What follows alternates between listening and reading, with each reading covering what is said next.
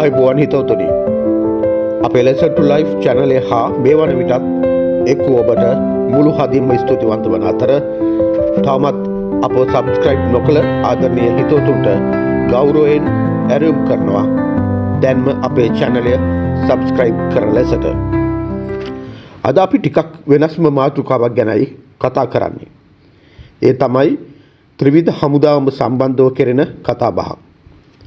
අපි දන්නවා අද වෙද්දී සමාජ පරිවර්තනයක් සිද්ධ වෙලා ඒ තුලින් දේශපාලන සංස්කෘතියේ පරිවර්තනයක් සිදු වෙමිනුයි අපේ රට තියෙන්නේ. පෙර පැවති ආණ්ඩුවල හිටපු පාලකයෝ තමන්ට හිමි වරප්‍රසාද වලට අමතරව අහිමි සුඛ වේරණනුත් ලබාගත් අවස්ථාවන් අනන්තවත් ඔබ අපි හැමෝටම සාක්ෂි විදිහට ඉදිරිපත් කළ හැකියි. එවන් මට්ටමක සිට අද පවතින ආණ්ඩුවේ දේශපාලඥයන් තමන්ට අනපනත් අමාත්‍ය මණ්ඩල තීරණ ආදියෙන් ලැබී තිබෙන වරප්‍රසාද අත්හරිමින් කටයුතු කිරීම ඇත්තටම අගය කළ යුතුයි. රටේ පාලකයන් එලෙස තමාට මේ වරප්‍රසාද අත්හරිමින් ආදර්ශමත් ලෙස ජනතාවාදී පාලනයක් සිදු කරමින් ඇති මොහොතක ඒ රටේ කිසියම් අමාත්‍යාංශයකට අයත් යම් ආයතනයක යම් වරප්‍රසාද අවභාවිතාවක් සිදු වෙනවා නම් අපි ඊට එරෙහිව හඬ නැගිය යුතුයි කියා අප විශ්වාස කරනවා. විශේෂයෙන්ම ඒ ආයතනය හෝ ආයතන කෙලින්ම රටේ ජනාධිපතිවරයා යටතට එන ආරක්ෂක අමාත්‍යාංශයට අයත් නම් තත්ත්වය තවත් බරපතලයි ඔබ එකඟ වෙනවා ඇති. අපේ රටේ ත්‍රිවිධ හමුදාවේම සිදුවෙන යම් අයුක්තියක් නොයසේනම් වරප්‍රසාද අවභාවිතයක් ගැනයි අපි අද කතා කරන්නේ. ඒ හමුදා කැම්පවල එසේත් නොමැතිනම් ඒ හමුදා ආයතනවල ප්‍රධානීන් තමන්ගේ නිලයට හිමි නිල රථය භාවිතා කිරීම ඇත්තෙන්ම ඔහුගේ හෝ ඇයගේ රාජකාරිය ඉෂ්ට කිරීම වෙනුවෙන් සිදුවිය යුත්තක්. නමුත් බොහෝ එවන් නිලධාරීන් තමන් විසින්ම තමන් රාජකාරී කරන කැම්ප් එකට නොයසේනම් ආයතනයට තමන්ට පුද්ගලිකව අයිති මෝටර රථයක් බොහෝ විට කාර් රථයක් කුලී පදනම මත දුවන්නට ලබා දී ඒ ආදායම මාසිකව ඔවුන් ලබමින් සිටිනවා. එහිදී ඒ වාහනයට රජයෙන් ලබා දෙන කුලිය සෑම කැම්ප් එකකම නොයසේනම් ආරක්ෂක අමාත්‍යාංශයේ හමුදාවේ අදාළ සෑම ආයතනයකම ආයතන ශාඛාවකම භාවිතා වෙන එවන් මෝටර රථවලට ලබා දෙන එකම මිල ගණනක පවතිනවාද නැතිනම් එය ඒ කැම්ප් එකේ හෝ අදාළ ආයතනයේ ප්‍රධානියාගේ අභිමතය අනුව එහි කුලිය වෙනස් වෙනවාද යන්න අපි සොයා බැලිය යුතු නොවේද? එමෙන්ම එම රථය ඒ ආයතනය වෙත එලෙස කුලී පදනම මත ලබා ගන්නේ කුමක් අරඹයාද? කාගේ භාවිතය සඳහාද? හමුදා පනත මගින් එවන් රථයක භාවිතාව ගැන ප්‍රකාශ කර ඇත්තේ කුමක්ද? අපට ලැබී ඇති තොරතුරු වලට අනුව නම් එවන් මෝටර රථයක් කුලී පදනම යටතේ අදාළ ආයතනයකට ලබා ගන්නේ එහි වූ පොදු කාර්යයන් උදෙසායි. නොයසේනම් ඒ ආයතනයේ සේවය කරන සෙබළ සෙබළියන්ගේ සුබ සාධක කටයුතු සඳහායි. නමුත් ප්‍රායෝගිකව සිදුවන්නේ වෙනත් දෙයකි. අදාළ ආයතනයේ ප්‍රධානියා විසින්ම කුලී පදනම මත ලබා දෙන එම රථය භාවිතයට ගැනෙන්නේ බොහෝ විට පෙරකී ආයතනික සේවක සේවකින්ගේ නොයසේනම් දරදී ආදින අහිංසක සෙබළ සෙබළියන්ගේ සුබ සාධක කටයුතු සඳහා නොවේ.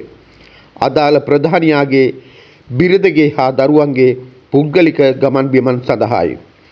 දරුවන් පාසල් ඇරලවීමටත් බිරිඳට මාකට් යන්නටත් සැලූන් යන්නටත් ජිම් යන්නටත් හා වෙනත් නේක විදි පුද්ගලික අවශ්‍යතාවයන් සඳහා මෙලෙස ඒ මෝටර රථ භාවිතා කිරීම සිදු කරනවා. එපමණක් නොව එවන් රථයකට රියදුරන් දෙදෙනෙකු වෙන් කරනු ලබනවා.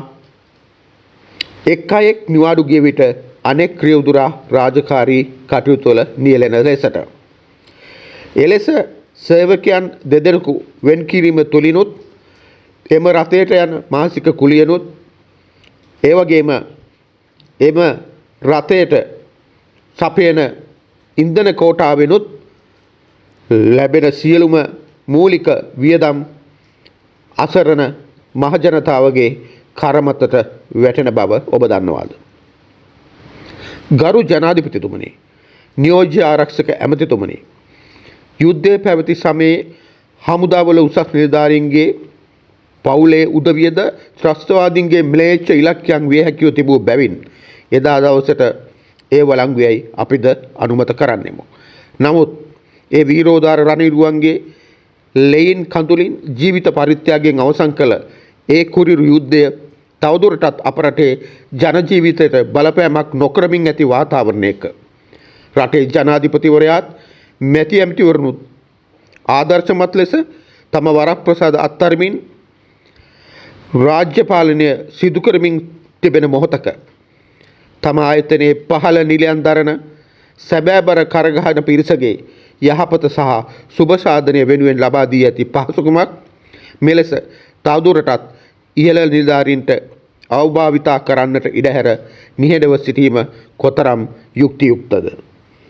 අපට ලැබී ඇති තොරතුරු වලට අනුව මේ මෝටර රථ එලෙස ඉහළ නිලධාරීන්ගේ බිරින්දෑවරුන් විසින් තම සුඛ විහරණයට යොදා ගනිමින් සිටින අතරතුර ඒ ආයතන තුල හදිසි අනතුරකට හදිසි රෝගාතුර වීමකට ලක්වන සමාජිකයින් නොහොත් පෙරහැරේ සැබෑ කොටාදින්නන් රෝහලට ගෙනියනු ලබන්නේ ඒ මොහොතේ ආයතනයේ ඇති ට්‍රැක්ටරයක නැතිනම් ලොරි කබලකය.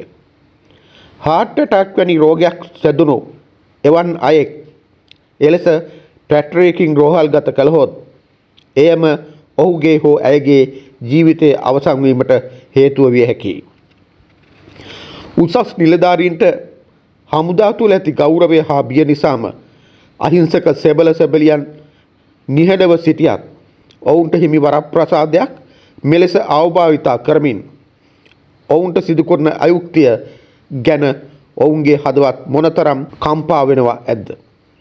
පෙරකී හදිසි රෝහල්ගත කිරීම වැනි දෑ අතරතුර රට පුරා පිහිටි හමුදා ආයතන තුළ මොනතරම් කනගාටුදායක සිදුවීම් සිදු වී ඇද්ද?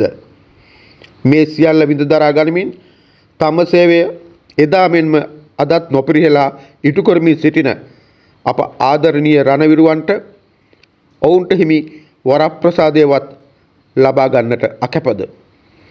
උසස් නිලධාරීන්ට හිමි බොහෝ වරප්‍රසාද ඔවුන් භුක්ති විඳිමින් පහළ සිටින සැබෑම කට්ටකණුන්ගේ අයිතිවාසිකම් මෙලෙස උදුරා ගැනීම දැන්වත් නැවැත්විය යුතු නොවේද? ඒ හමුදාවල ජීවය වන සෙබළ සෙබළියන්ගේ මොරාල් බිඳනු වැටි තබා ගැනීම රාජ්‍යයේ සේනාධිනායකයාගේ යුතුයකම හා වගකීම නොවන්නේද? එලෙස සිදුවිය හැකි ගුණාත්මක හානියට අමතරව මූල්‍යමය ප්‍රමාණාත්මක හානිය ගැන අදහසක් දැක්වීමද නොකරාම බැරිය. එවන් රථයක මාසික කුලිය දල වශයෙන් රුපියල් 1,20,000ත් රුපියල් 1,65,000ත් අතර අදාළ කාර් රථයේ මාදිලිය හා පහසුකම් මත වෙනස් වේ. අපි මධ්‍යගයක් ලෙස රුපියල් 1,42,500ක් යයි සිතමු. මෙවන් කාර් රථ කීයක් නම් යුද්ධ හමුදා, නාවික හමුදා හා ගුවන් හමුදා නිලධාරීන්ගේ බිරින්දෑවරුන් විසින් මෙලෙස අවභාවිතා කරනවා ඇද්ද? ඒ වාහනවලට නිකුත් කරන ඉන්ධන කෝටාව කොපමණක් නම් වේද? ඒවා නියාමනය කරන්නේ කවුරුන්ද? එක් නිලධාරියෙක්ගේ බිරිඳක් සඳහා මාසිකව මෙලෙස වාහනයට රුපියල් 1,42,500ක්ද ඉන්ධන කෝටාව දල වශයෙන් ලීටර 150ත් 250ත් අතරද වේ. අපි එහි මධ්‍යගයක් ලෙස ලීටර 200ක් යයි සිතමු. ඔක්ටේන් 92 නැමැති අඩු මිල පෙට්‍රල් ලීටර එක මිල අද වන විට රුපියල් 293කි. එසේනම් මාසික ඉන්ධන වියදම රුපියල් 58,600කි. ඊළඟට හමුදා රියදුරෙක්ගේ මාසික දල වැටුප රුපියල් 65,000ක් පමණ වේ. එලෙස රියදුරන් දෙදෙනෙකු වෙනුවෙන් මාසිකව රුපියල් 1,30,000ක් රජය විසින් දරනු ලබනවා. ඒ සියලු වියදම් එක් කළ විට එක් හමුදා බිරින්දෑවක් වෙනුවෙන් මාසිකව රජය විසින් දරනු ලබන මුළු වියදම රුපියල් 3,31,100ක්. දැන් මේ වියදම යුද නාවක හා ගුවන් යන හමුදා තුනේම සිටින මෙලෙස තමාට හිමි නිල වාහනයට අමතරව ආයතනයේ පොදු වාහනය බිරින්දෑවරුන් වෙනුවෙන් අවභාවිතා කරන මුළු නිලධාරීන් සංඛ්‍යාවෙන් වැඩි කර අහිංසක දුප්පත් ජනතාවගේ කරමත පටවා ඇති අයිතු බරේ මුළු වියදම ගණනය කරන්න. නිවැරදි කිරීමට යටත්ව අපලත් තොරතුරු වලට අනුව එම සංඛ්‍යාව අවම වශයෙන් 10,000ක් පමණ වෙනවා. එසේනම් රුපියල් 3,31,100 10,000න් වැඩි කර මාසිකව මහජනයාගේ උරමත පැටවී ඇති හමුදා නිලධාරීන්ගේ බිරින්දෑවරුන්ගේ බර ගැන අපට දල අදහසක් ගත හැකියි. එය මාසික රුපියල් කෝටි 331ටත් මදක් වැඩිය.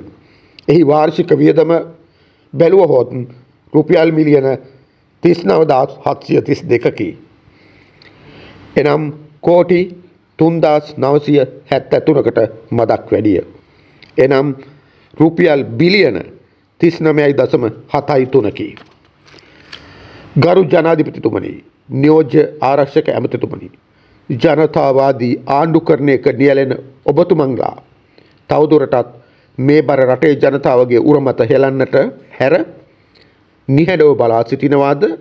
නොයසේනම් ඊට අවශ්‍ය නිසි පියවරගෙන අඩුම තරමේ ඒ වියදම ඵලදායී ලෙස අදාළ වරප්‍රසාදිමි අහිංසක සෙබළ සෙබළියන්ට ලැබෙන්නට සලස්වනවාද කියා වහාම තීරණයකට එළඹුණු ඇතැයි අපි විශ්වාස කරන්නෙමු. සමාජ යුක්තිය වෙනුවෙන් ජනතාවගේ හඬවන Listen to Life තවත් හෙළිකිරීමක් මෙසේ අවසන් කරන්නට අපට අවසරයි. මෙතෙක් අප හා එක් වූ ආදරණීය ඔබට subscribe button එක press කර අපව දිරිමත් කරන ලෙස ගෞරවනීයව ආරාධනා කරනවා. ඔබට සුවදායී ලස්සන හෙටක්. ස්තුතියි.